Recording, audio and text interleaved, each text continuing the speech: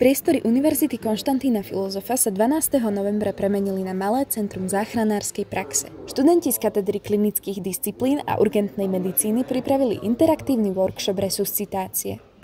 Či dýcha alebo nedýcha, zistíme vlastne záklonom hlavy, čím vlastne spravíme akože priechodnosť dýchacích ciest horných.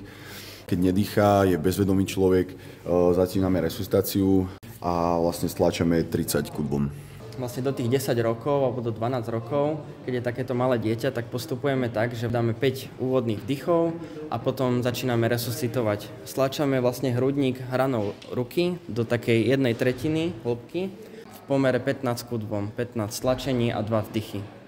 Na figurínach si účastníci vyskúšali nielen každý krok resuscitácie, ale aj ako komunikovať a reagovať v kritických situáciách. Workshop tak pripomenul, že každý z nás môže byť v správnej chvíli tým, kto zachráni život.